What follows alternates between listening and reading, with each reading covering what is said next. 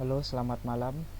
Kali ini saya akan menjelaskan terkait video 5 dari tugas C++, yaitu menjelaskan coding atau fungsi dari coding.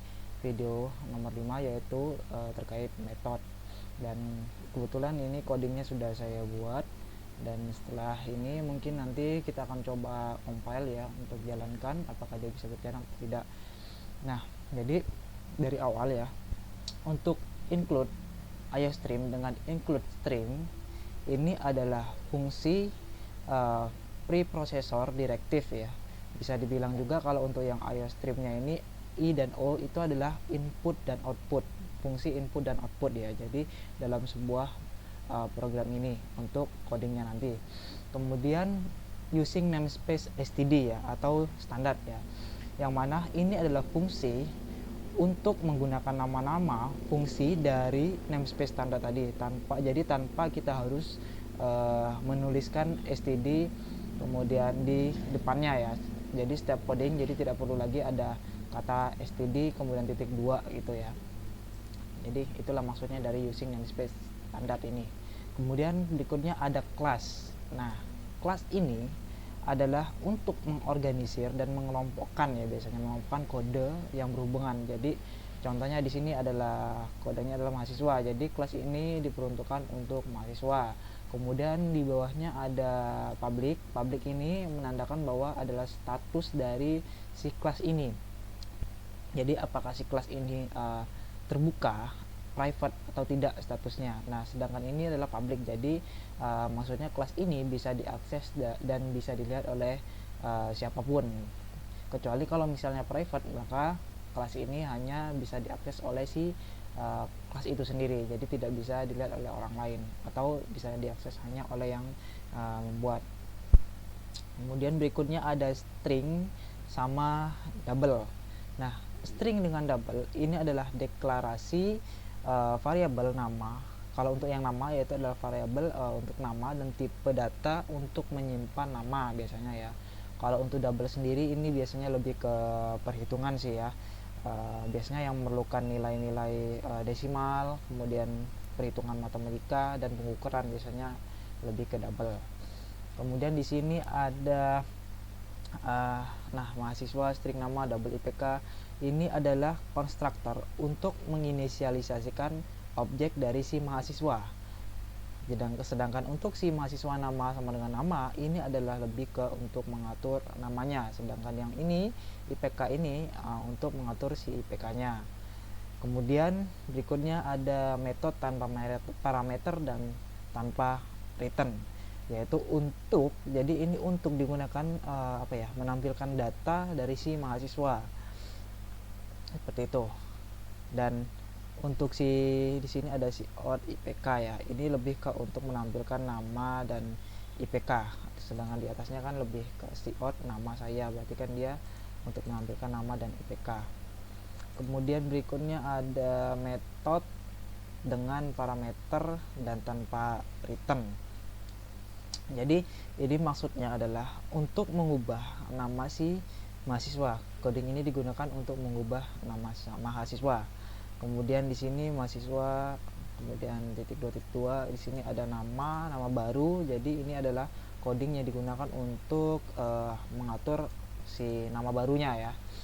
Kemudian lanjut, ini ada mana ya, sampai sini tadi ya, metode tanpa parameter dengan return, yang mana ini maksudnya adalah untuk mendapatkan nama dari si mahasiswa itu. Kemudian di sini ada return mahasiswa, ini adalah maksudnya untuk mengembalikan nama si mahasiswanya. Kemudian di sini ada double IPK, return IPK. Ini metode yang digunakan untuk mendapatkan IPK dari si mahasiswa. Nah, ininya, sedangkan untuk return IPK ini biasanya untuk mengembalikan nilai IPK.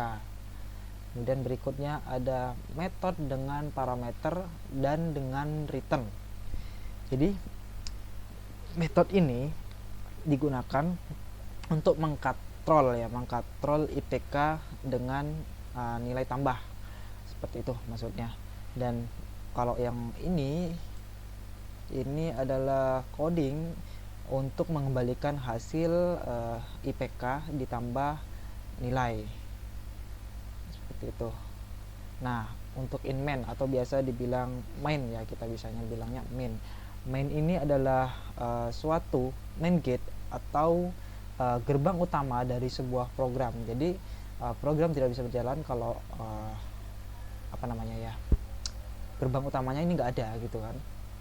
Jadi semua program itu di sini gerbang utamanya. Tuh.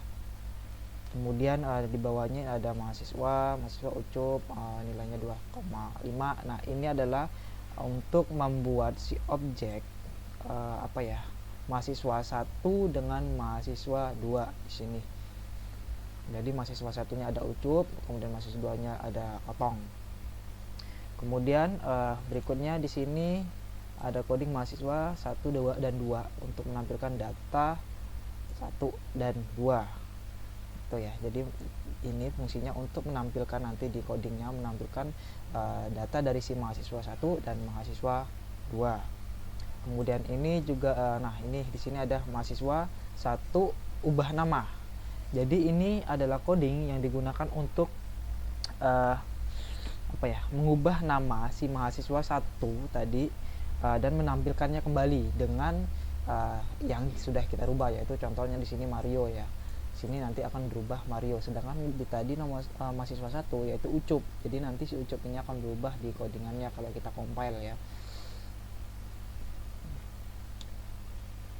Kemudian di sini ada coding selanjutnya yaitu mulai dari string data nama kemudian cout. Nah, ini adalah coding yang digunakan untuk mendapatkan dan menampilkan nama dari si mahasiswa 1 kalau yang ini ya, 1 string data nama ini untuk data mahasiswa 1. Kemudian kalau yang si out data nama IPK ini untuk menampilkan IPK ketutupan terus, menampilkan IPK si mahasiswa 1. Nah, ini untuk menampilkan data mahasiswa 1 dari si IPK-nya. Kemudian si out ini adalah output untuk nilai katrol, untuk mengurangi katrol ini untuk mahasiswa 2-nya dengan nilai tambah di sini ada nilai tambahnya adalah negatif ya. Nah, mungkin itu aja sih, kita coba compile ya dari program ini ya. Oke, kita cobakan.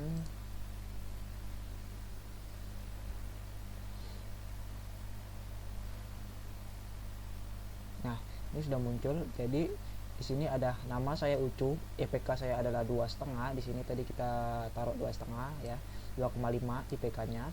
Kemudian ada si Otong yang mana IPK-nya adalah 4 di sini. Kemudian ada juga si Mario, IPK saya adalah 2,5. Nah, ini Mario ini adalah di sini ada datanya ya, data nama Mario, data IPK 2,5, nilai katrol 1,77. Yang di bawah kan sudah ada katrol nih. Nah, si Mario ini kan data yang dirubah dari si Ucup ya. Oke, nah mungkin itu aja sih ya untuk dari si video nomor 5 yaitu metode. Oke, sekian dari saya dan kita akan lanjut ke video berikutnya.